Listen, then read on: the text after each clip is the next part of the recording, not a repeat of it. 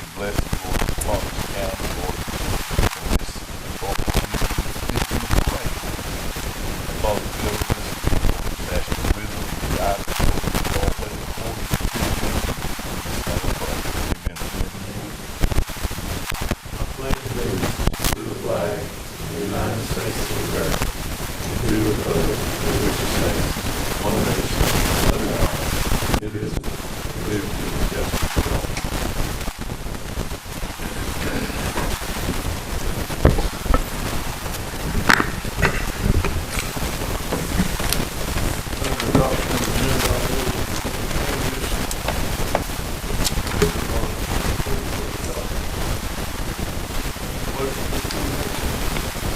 I'll make the motion. We approve the agenda as stated.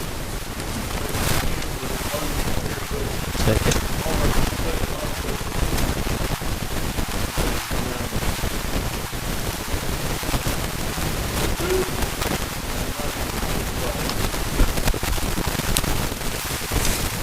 So as part of your package, I gave you a summary sheet. This will be the total. After going through all the departments, and I just adjusted the payroll lines which needed to be adjusted based on what they currently are. And also I included the projects that we had listed out from last time, the fencing, the lighting. I included a fire truck. I also included, I took away some of the equipment in the road department to pay for some of the TIA money, these lots of our discretionary. So that still puts our general fund expenditure at $26,954,270. Taking those projects out will bring it further down to $25,654,270. Revenues you'll see on the next summary, and also broke down with is ad valorem utility taxes, timber taxes, and other taxes such as motor homes, TABT. I also included the lossless sales tax number. These are just a summary. You got the details on the next page, the breakdown by each line item. But our revenues projected at $26,954,270, which balances our budget.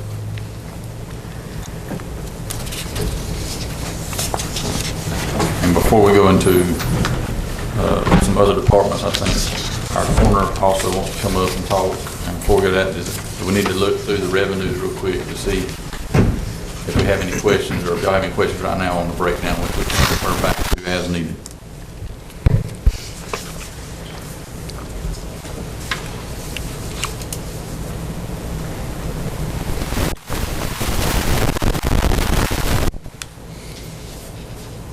I'm going through the summary real quick, if y'all will allow me to. That's $15,384,540 for ad valorem and utility tax. That's $3.7 million in timber, TABT, mobile home, and other taxes. The loss of sales tax is $3 million. Our LMIG, DOT, paving roads is 1.4. We have about $300,000 in grants. The attached commissioner city portion is $19 million. We have $730,000 in the fire tax. The recreation and rental fees is $195,900. The E911, $250,000. The Southern Company, which is allotted for EMA, is $62,000. The sheriff inmate court fines and forfeitures is 1.39 of the budget revenue. The interest lease and other programs is $409,000. And also the purple court fee is $20,000, which makes up our $26,954,270. And what I did was go through each one of these detailed items on the back and summarize them. So I did a breakdown on the front.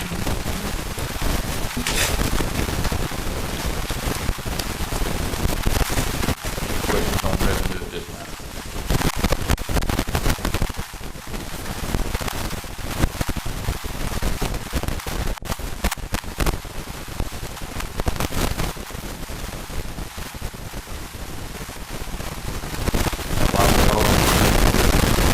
If you'll look at the first line,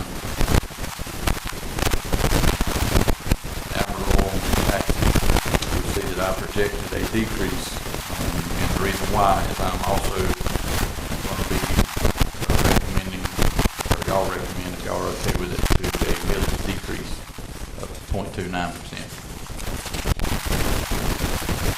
make our millage rate for next year rather than 10.943, we'll go to 10.923. This year we were showing a negative tax increase anyway of 0.11.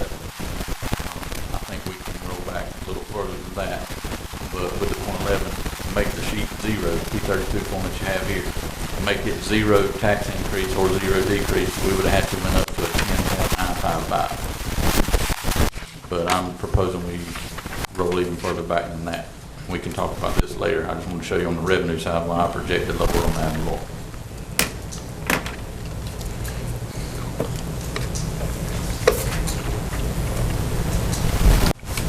Any questions before we go into expenditures?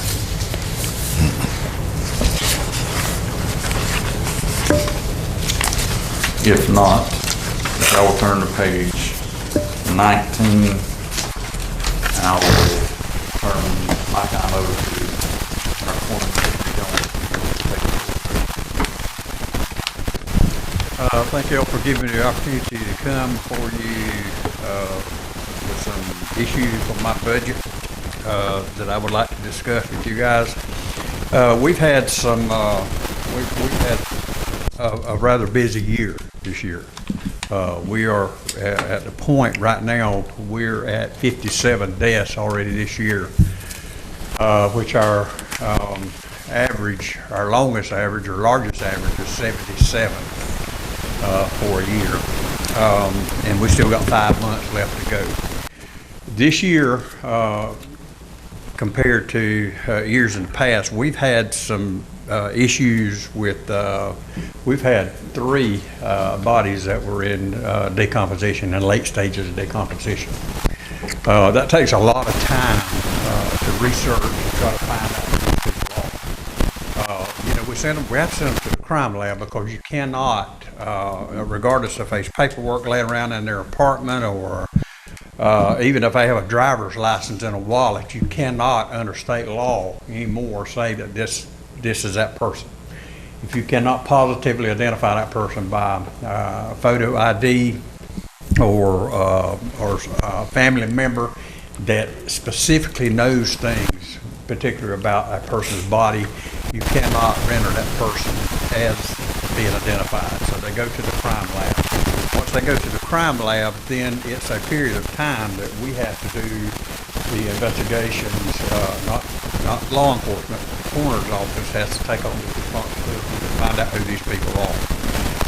With that being said, one of the bodies, after working on it for about 5.5 months, we found out it was people in Ohio. I contacted our county attorney. We had some issues with some property, some very expensive property. And we worked through that, how to take and secure that property until those people could get here, you know, to claim the property. With that being said, we was able to get DNA from a family member in Ohio, and once we got the DNA sent here, of course we sent it to the crime lab, and the crime lab does their thing, and then they come back and say, yes, it's a positive match or not. We had another one that we had paperwork in his apartment, but he was so badly decomposed that there was no way, even with the landowner or the person that owned the apartment, saying, yeah, this is the guy. So with that, we worked on it for about 4 months, and we finally was able to get into the this new network that the GBI has, where they can go in and research jail records with possible names or aliases, and we was able to find out after that period of time that the guy had actually been incarcerated here in Appleton County. And when I found that out, I called down, and Adam Bell was still there at the time, and Adam was able to get me a copy of the fingerprint card, and we uploaded it into Codums, which is our new system for our coroner's office, and we sent it to the crime lab, and within 3 minutes, we had a positive identification through fingerprints on this guy. The last one that we had, we're still holding that one. That one on the sheet that I gave y'all last week or a couple weeks ago, that unknown that's on there is that's the unknown. That's our third decomp that we have no idea who it is. And we're still working on it, and that one's about 3.5 months old now. The things that we're looking at right now that we have determined that we need in our department are, I'm getting prices and have got 2 prices on body cameras. We have run into several situations to where when we get to a scene and we interview 2 or 3 people, that we're going to get 4 or 5 different stories from those 2 or 3 different people. We have one case that is probably going to be adjudicated in civil court, that we have 4 or 5 different people said that they saw this or saw that, and as you well know or may not know, that most unreliable witness in any case is an eyewitness. So with the eyewitnesses we had, which was 4 or 5, they all gave a different scenario of what took place. So we was wanting to get a couple of body cameras, and the person that would be on call would have that camera, and they go out and interview, and they would go in, once they go in, they would turn the camera on, and everything that takes place in there would be on that footage, and then we were able to take that back, put it in the dock, and download that to the computer. And when we get that downloaded to computer, we can upload that into our coding system, which is CODIMS, which is Coroner's Office Death Investigation Management System. That was designed by the Coroner Association, where we do all our reports now, and all our reports are digital, and we don't have a lot of paper control. So, and this will also help us in another thing that we have been struggling with. I don't know if any of you know about this or not, but if you ever record anything on your phone and you present it in court, as you took that picture with your phone, or you took that video with your phone, not that video, but your phone becomes a part of public record. And they can go in that phone and they can go anywhere they want to and look at anything they want to. Okay? So what we're trying to do is get away from us having to use our phones, especially on a child death, child or infant death. The state law requires us, under child fatality review, is when we go into where an infant or a child has died, we're to take a doll in, and we're to give those parents or the caregiver or caretaker, whatever, that doll at that moment and reenact exactly what took place. We're not talking about waiting 2 or 3 days. We're talking about doing it at the moment that we get there and we find out that there's a death. With this being done, we can video this with the body cameras and send it straight to the crime lab.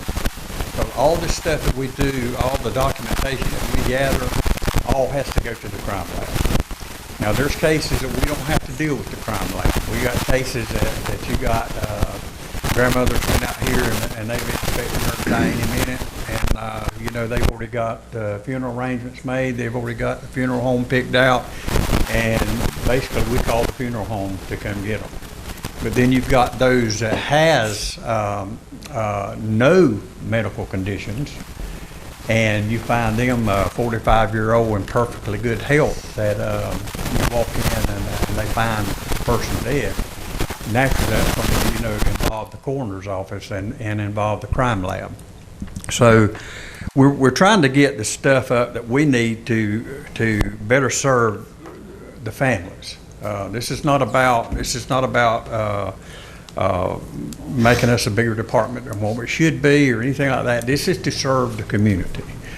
We have, regardless of how somebody passes away, if a doctor in this hospital says this person died of congestive heart failure, when we go into that hospital and they say congestive heart failure, those people are not calling the doctor's office wanting to know, how do we know that's congestive heart failure or arteriosclerotic heart disease. I can't even say it, but it's for real. We don't know how to prove that. That's something that we have to take from physicians. The problem we're having with the physicians is most of our physicians in the emergency rooms travel. They're not here all the time, so they do not sign death certificates. So we answer those calls to the hospitals. When the families contact us, we're the one that deals with the families on all this. And we're trying to get up some equipment like, we're trying to get a couple digital cameras, some digital thermometers, something that would help give us a timeline so that when we call the crime lab, we can give them this information, whether it be if we find them in the woods or if we find them at a house or whatever, or at their residence, or even a vehicle accident that you know, we have had a couple that we didn't know that the vehicle was there till the next day. And we got there and found, you know, a vehicle, or they had been there most of the night. So it's just some kind of things to help us to better serve the community. One of the biggest things that I'm asking for, and I wish y'all would really consider this, our guys get $175 per call. Now that is set by the Georgia legislature, okay? It don't matter if it takes you 4 days to do this case or if it takes you a year to do this case. You get one $175 paycheck, okay? We're looking at 2 cases right now that is coming up probably in a couple of years that somebody's gonna have to go testify, and that's gonna take 2 or 3 days, that somebody's gonna have to sit in court on what we done, but we don't get another dime for that at all.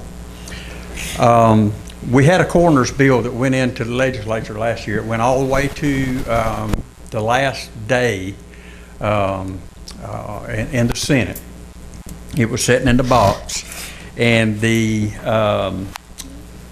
Lieutenant Governor's Chief of Staff would not let the senator call that bill to the floor to be voted on. One man stopped it from happening. All that done was that set a coroner's salary according to population of each county, and it also raised the pay for call pay to $250 per call. Now this don't have to be done through legislation, okay? This does not have to. We got 23 counties right now, and 10 other counties as of today, when I talked to Britt, that is considering accepting this bill as it is written without even having to go through the legislature. But all I'm asking for right now is for you guys to consider raising this call pay to $250 per call to help us out with us using our own vehicles, paying for our own gas, our own insurance, the upkeep on our vehicles. And it don't matter what kind of condition the roads are in, or how far we have to travel, or how many times we have to go back to the scene or go to a family's home, we use our own vehicle. So I would greatly appreciate if y'all would consider that, and that would be a big asset to it. I've tried to do something and you know, without having to go through the budget or take anything from the budget or cost the taxpayer anything, by doing some things out of my pocket. I don't work for the school system anymore, and I don't make nearly the money as coroner as I did with the school system. So a lot of that I was able to, you know, do on my own, I'm really not able to do anymore. So I would greatly appreciate any help that y'all could give us with our budget. Do y'all have any questions? Henry, and you may know this, you probably do. I know I was reading on ACCG, you know, about a coroner and what they get paid and how they should get paid. I know y'all get $175 per call, and that's, if you show up, you get it. If you don't go, then the assistant gets it. So it's just one person getting it, right? Right. Well, let me hold on just a second.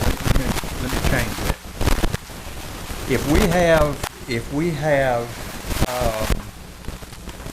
have a situation where we have a motor vehicle accident and you've got 2 or 3 fatalities, I'm not throwing that on one person's back. I'm going to call an extra person to help, and that extra person is going to get paid for that, to help with that call. Because you got 3 bodies, and by law, every name that you put on that sheet, you get $175 to that person because you got 3 different cases. Okay, even though you got one accident, you got 3 different people, you got 3 different cases. So what I'm trying to do is and I've talked with my guys, and if we got somebody that, we got a situation where we don't have any help getting a body out of a house, then yes, I'm definitely gonna call somebody to come help, but I'm not gonna pay them for that. They're just gonna come help remove that body and get that body to the morgue. So you're saying if you got 3, you might get paid for 1, your assistant might get paid for 1, or you might get paid for 2 of them, and he might get paid for 1 of them. Right. And I know that I was reading, if they have if they implement a jury, you should jump up to $250 automatically. You should That's be for an inquest. That's for, yeah.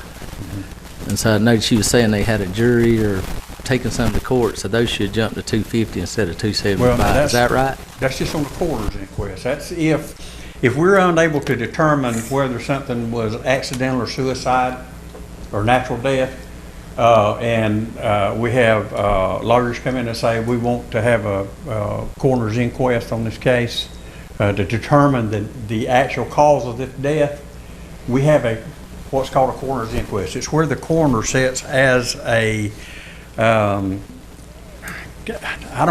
not going to say as a judge because he don't make the final decision. The clerk of court will be contacted, and the clerk of court will pull 6 people's names out of the voters or from the voters list.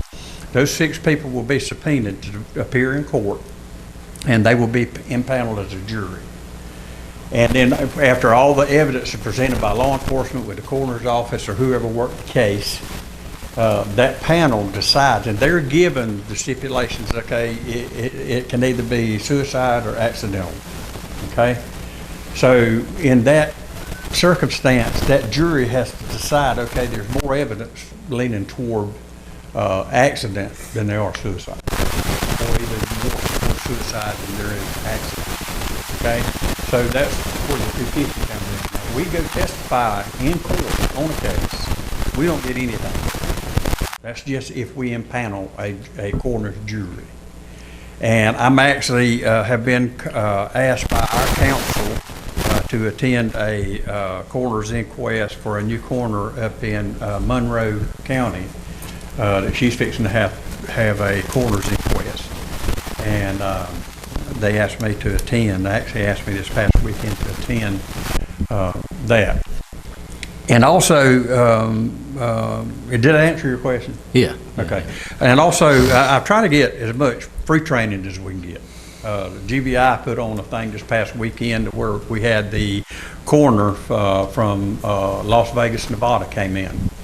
He's done cases all over the world. He came in and done a class last Friday, and all that we had the county to do was buy the gas up there and pay for us something at Cap D's, and it didn't cost the county anything other than the fuel and a meal. And I try to get as much of that as I can, to keep it from hitting the budget.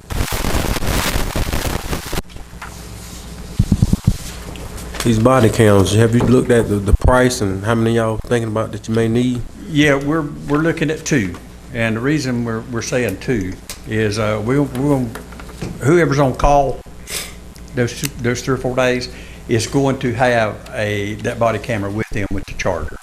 Okay, we're gonna keep one at the office.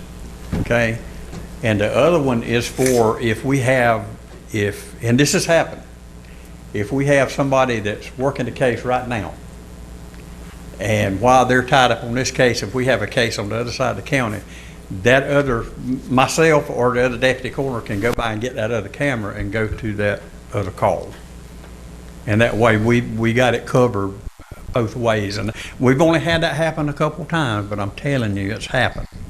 I have been on a case and talking with a family, finishing up a case, and they called me on the phone and told me you got one on the other side of the county. And I'd leave there and go straight to the other side of the county. I think Mr. Birch has handled a couple of those before, to where you don't get through with one before you get another one. And they got a price for any of them? Have you looked at them? Yeah, I got a price. The 2 that I'm looking at, I had talked with a coroner's office up in Habersham County, Clarksville, and they had bought 2, and they were $625 a piece. And, but they come with the charger and the dock that you hook to your computer and to download or upload, whatever. And then I've got another price of Connex, I think. I didn't bring the quotes with me. The Connex was $325 a piece.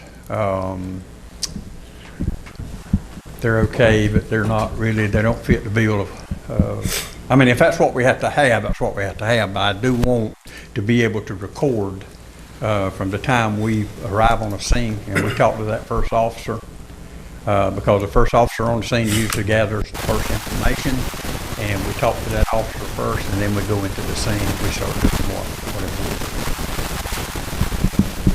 I tried to talk to the sheriff or the chief and see if they had some that was wore out, that they didn't mind sliding over to us if we didn't have to buy none, but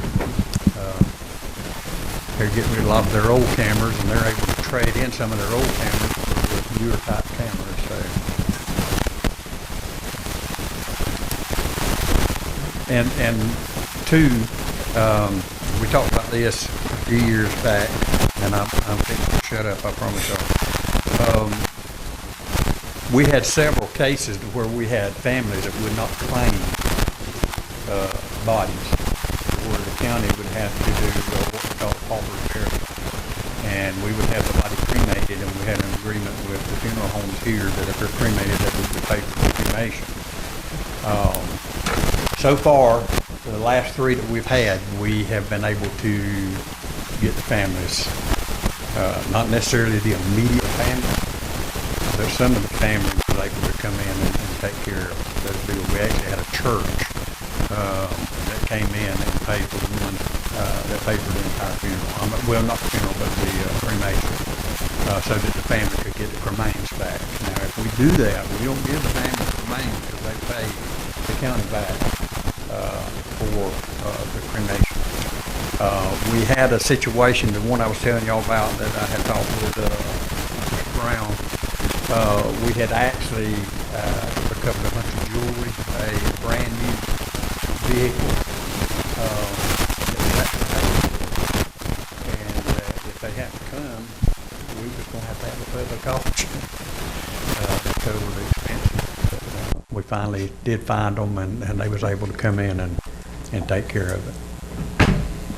Henry, did you put the cameras in the equipment line item this time? Yes. Okay. Let's see, equipment, I think it's in equipment purchases, Reed.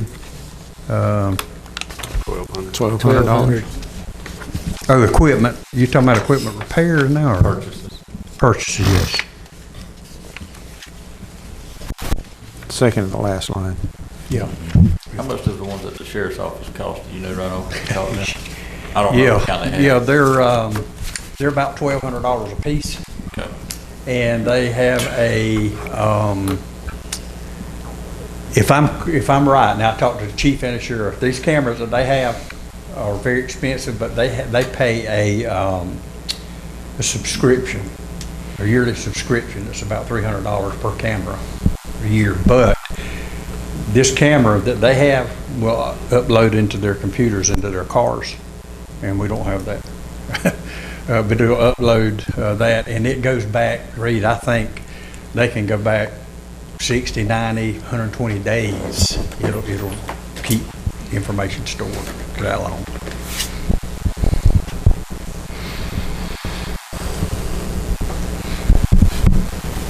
What we got in this proposed budget, that includes what you're asking for? Yes, sir.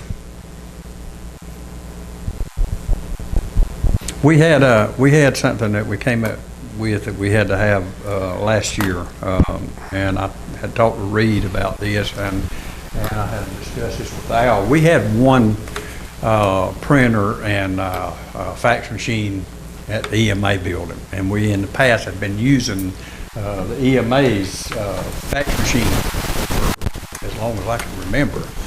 But the problem was that we was getting confidential information, medical records and stuff was coming in over this thing, and it may come in at 5, 6 o'clock in the afternoon, 2 or 3 o'clock in the morning from these bigger hospitals. And when they came in, this stuff laying on the printer back there, and and these other people's coming in printing off stuff. Well, they go back to pick up EMA or rescue stuff. You've got, people's personal information, their medical records on this. So I had talked with Reed. This was last year when it Reed, and we got a printer and fax machine to go in our office. Of course, we had to have the line installed for fax. But we got all that kind of situated. Now, we're still trying to get the hospitals on board because some of the hospitals still got the old fax numbers for the coroner's office, and I've been working with them trying to get this situated to where everything comes to us. Now, keep in mind that Memorial Medical Center is not going to send you the last visit or the last 15, 20 pages. They're going to send you 300 pages if that's what they got. So if you subpoena medical records from Memorial Medical Center or St. Jude, if they've got 200 or 300 pages, that's what you get. Even though we specify in our subpoenas that we only want basic stuff, but they're not going to go by and pull pieces of it to get what we want. They can take all of it. And our ink is a very expensive printer. But that's in here. That's covered in here too. That we can keep that going well.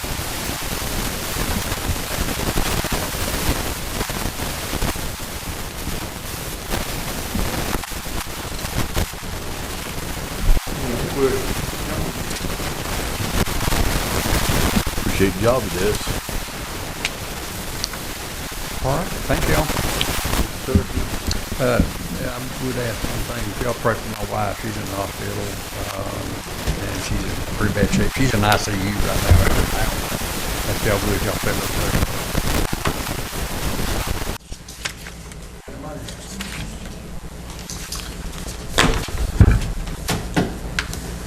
Last meeting, we went over a lot of the big changes. We'll go through some of the smaller ones. You see where, you go to page 18, where you see this is where we broke out rescue separately. So that's a new item. I included that with the ambulance also.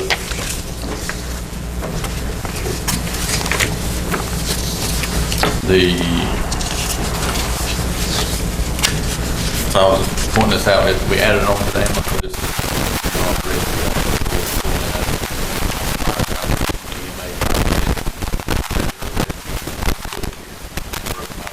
Repairs, gas, tools, that type of stuff.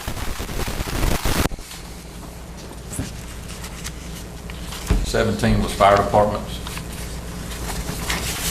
The change here that we talked about at the last meeting was the increase in the quarterly, and also I've included under other equipment and fire truck. And I took out the rescue item that was in there for payroll.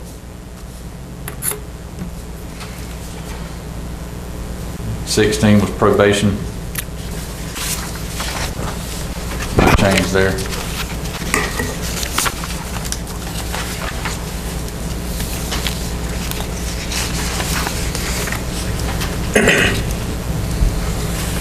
'15 was the jail. Now, we went over that one last week, and I did adjust the payroll as we discussed and made it whole with what was accurate today.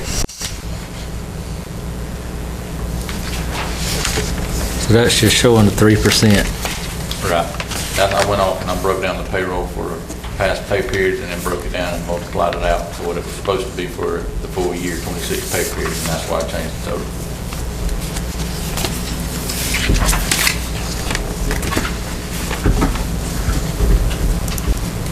'14 was the sheriff's office. I did it the same way. I also adjusted, there was an item that, let's see if I can find it on here. I believe it was, and Commissioner Barnes, I think you asked me about it. Drug operations or one of those I had took out because it was unused.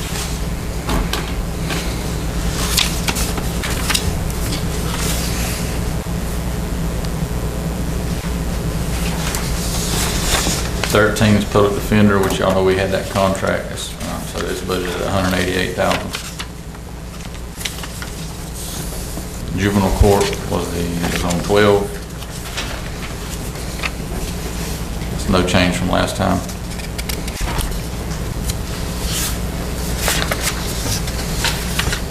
Probate court, minimal change. There was some talking with the judge about the printer, fax machine, things that they needed in the office, some increase there. We did talk about getting rid of some documents, and then also I adjusted the payroll as necessary of what was current.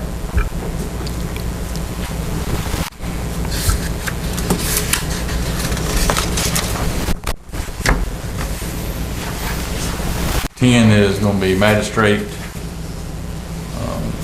No change there.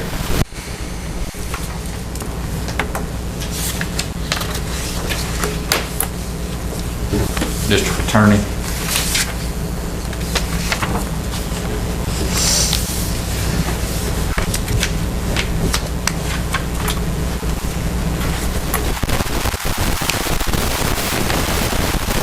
The only thing you see from based on the 26 budget was that allocation of the 25,000 where we reduced it down from years ago. It was $100 and something thousand and we took on 2 employees.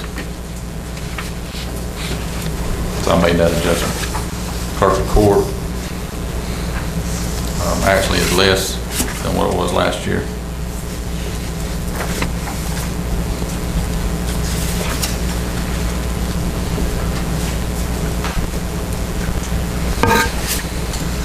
Judicial admin stayed the same. Heritage Center allocation slightly decreased, but there is some capital repairs we are trying to make over there. Some of that was from damage from the storm still, and some of it on the inside needed to be repaired. Dwight's working on those. So that money's being used. There was some allocated set aside for them, if I'm not mistaken, by another grant. So that's why out of that. And we're still trying to stay within that band of that money.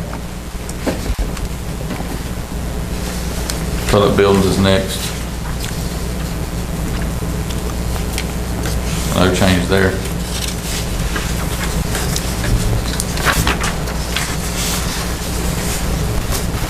Tax assessor went up. Part of this was, we signed a new contract for the maintenance of our records. That agreement we did with GMAS.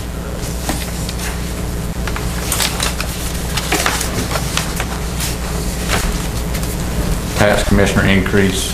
You see the payrolls, but also the contract that we did with the city, that 19,000 additional.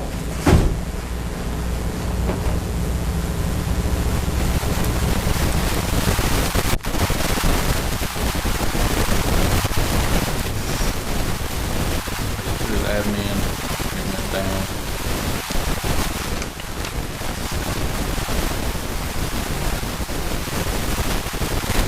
Board of elections, you see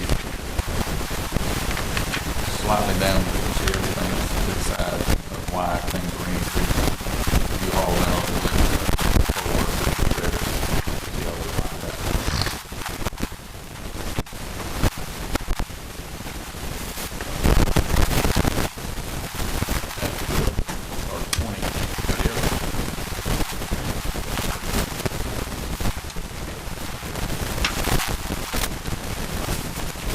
E911.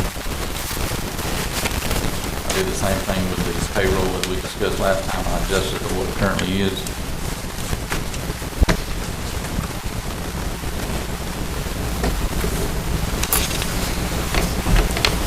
Next is EMA. You see it is also down. Some of that was taken off, some of the rescue out of that. So they were all up in for repairs, equipment, purchases. But I will, I'll point out, now that we've firmed up what all the Southern company pays for, they pay and put in $62,000 at the end of this budget. are supposed to be used for this budget. Road department, see, I took it down from what we talked about in the last meeting, and part of that was to use the TIA money instead of all coming out of general fund or the equipment purchase. Graders that have to go back. LMIG is in here, like I showed on the revenue side, it's passed through. 4 million, 1.4 million. You see it, but it's taken out of public works budget.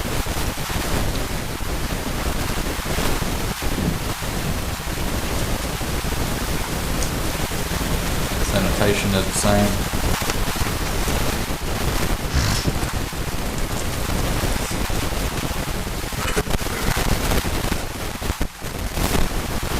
County shop is lower from last year, 505. And a lot of that's staffing. A big portion of that.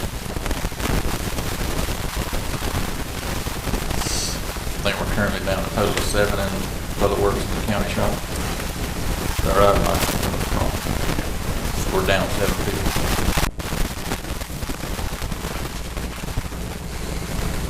Next is health department.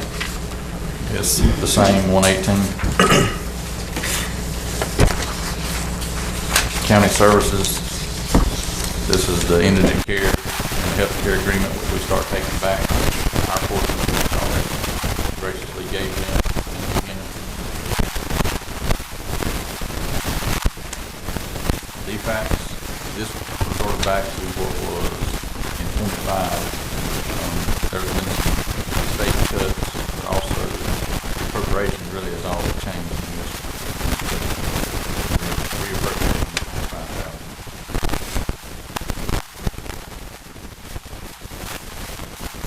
Economic development, no change. Nor have they asked me. Action pack, no change. Recreation, you see the increase, but we also included the fencing project at 400,000. The remaining of that project, we will take out of concessions if necessary. Yes, sir. Hopefully. Depends on where the project gets. Might be more.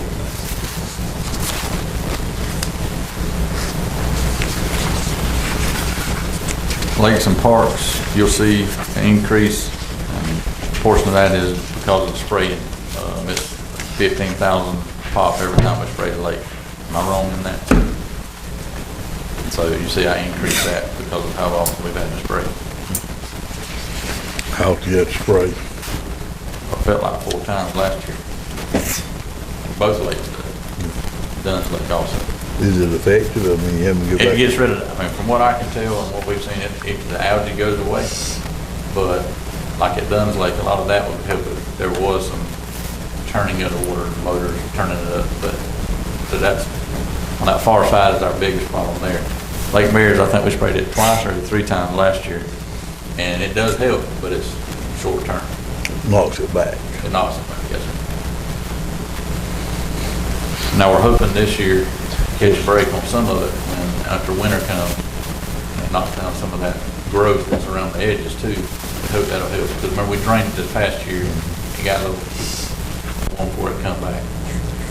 So you're dealing mostly with algae, not That's mainly what we've had to vegetation spray. growth. It ain't been as much vegetation till lately, but that was because we drained the lake and it took so long to come back up. 2 lakes. Lake Mare work, and another lake, as far as length, about the length. Go shallow, around the edges.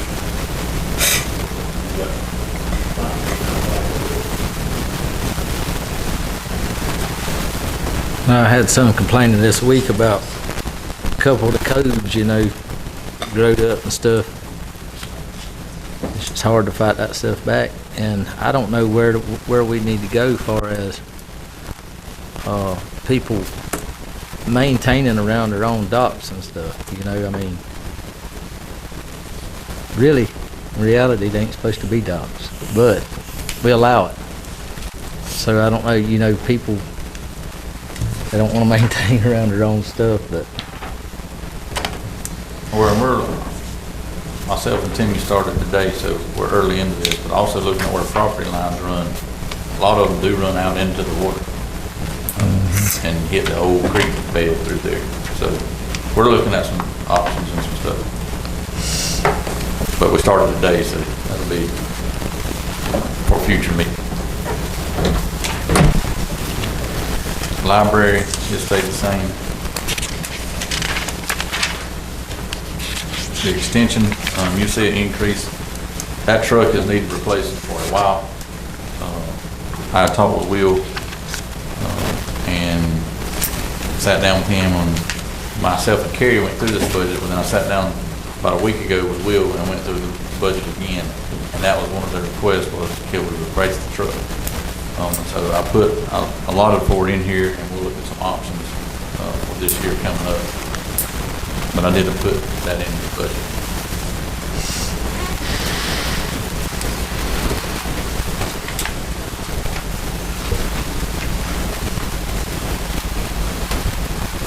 Forestry, you see there, and that's because we added the supplement. So that was the biggest thing. That has went well received by them. So wow. Service delivery stayed the same, 147. The unallocated is the grants, the CDBG, the LMIGs, Mr. Jones, we were talking about that last week. And the transfer of the money for the landfill. And here you see the landfill.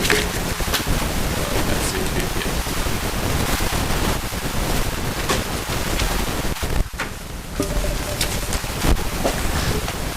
With the project included the fire truck, the quarterly add-ons for the fire service, fencing, lighting, the road department purchases, and the minor stuff that I mentioned to you. That puts us at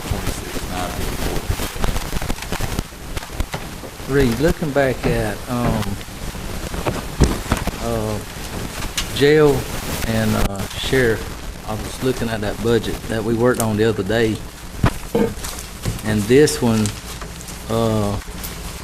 payroll went up on this one. Should that have went up, or? Yes, so that's what I was saying at the beginning. I went back, the numbers that they were presented, that's the book that they presented to us at the beginning were not accurate.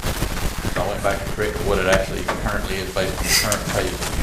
So that payroll Right. did not have 10% No, in it. no, they didn't. Okay, I was just, So I went back and pulled the actual payrolls, broke it down, and budgeted it out, and this is what it is. And that includes overtime. okay.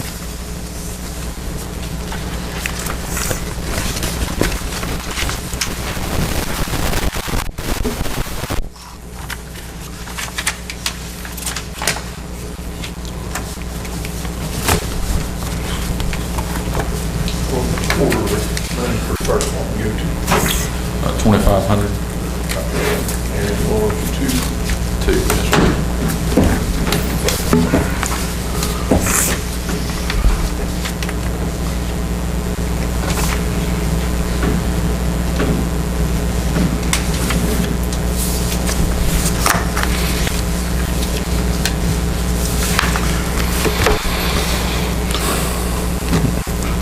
Mr. Reed,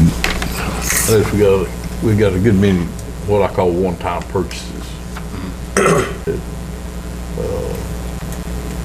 We have a lot of capital projects and one-time in this budget, yes, sir. Yeah. Yes, sir. That may not be here next year. Correct. And a lot of that depends on how we do fire trucks. I was talking with Linton, we do have some SPOS to offset some of that too. Yeah. Try to get, if not, it would take us 10 years to replace a truck. Well, we're trying to cut that down, so, because they're 20 years old as they are. Use part of the general fund this year, and then also use some SPOS money and go ahead and get ahead of the game, and maybe, hopefully, depending on if we can get two trucks for 200,000 apiece, or if we get one for 4, that's kind of where we're at. But me and Linton are working through that, because we're going to use SPOS money as well. The fence and the lighting, that'll be good for the next 20 years. Yeah.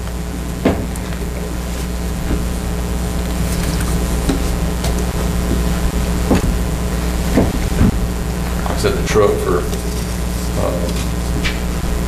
the extension office, that truck's been there ever since I've been, well, I was out of the city, so it's been there a while.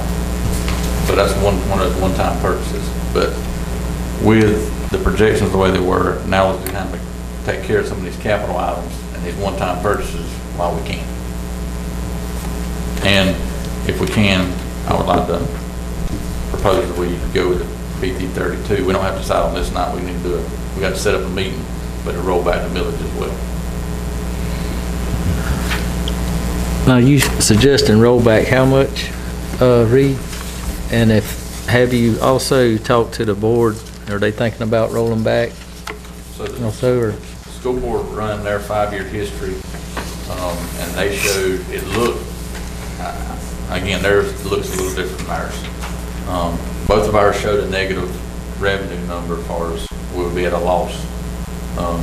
Ours is $641,000 on the tax digest. Theirs was around 700. But theirs looked like they went with the 0 tax increase, but the millage changed. Well, ours, if we were going to do a 0 tax increase, after you fill out the form and plug in all our digest numbers, it would have moved our millage rate to a 10.955. We still would have been a 0 tax increase. Well, what I'm suggesting, the school told me they were going to hold, and they were not going to increase. So what I'm suggesting is we roll back an additional on top of what we're already going to be at the negative and do it at a 10.923. So go from a 10.943 to a 10.923, which is a negative 0.29% tax increase. Glad you clarified that. Yeah.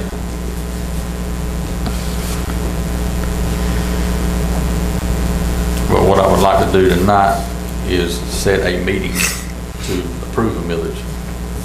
And then also the school will send us theirs, and then we'll approve the millage. One thing is we got to get the digest sent up. There was part of the grant Governor Kent put out there for on tax relief that as a pot of money, and that's, I ain't gonna say it's first come, first served, but that's exactly how Lacey spelled it out to me. Is we don't want to be at the end of it, we want to be at the beginning so we know we can get our share of our tax relief.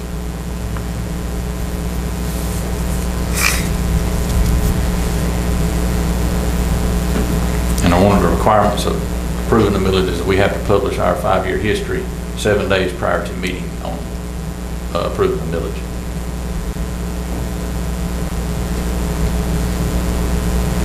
You have a suggested date? Because September is going to be packed full of meetings, trying to get the budget approved and the millage set. Our meeting is on the 1st, but does not meet the requirement. I published it this week. It does not meet. So we could meet on Thursday, the 3rd, or the 8th, which is the following Tuesday. After the holiday. After the holiday, after Labor Day. That allows for approve the budget, approve the millage rate. The millage rate, yes, sir. Either one of those dates, what's best with y'all's schedule would be. It's just the published date of the newspaper is Wednesday. I confirmed that with Jamie. Well, it's the mail out date. That's the published date. So we have to go past that. I know I won't be here the 3rd, but I'll be here the 8th.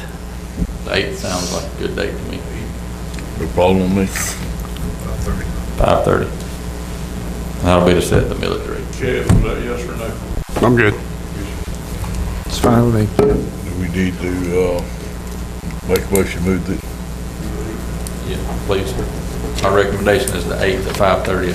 Y'all want okay. I'll make a motion that we move our September meeting to September to? the 8th, Not move it. Additional meeting. additional meeting. Yes, sir. So we'll September meet on the 8th. 1st and the 8th. Okay. And, at 5:30, September the 8th. Yes, sir. I have a motion, a meeting on September the 8th at 5:30. I'll second. To set the millage rate. To set the millage rate. And I had a second from Commissioner Kent. All in favor? Unanimous.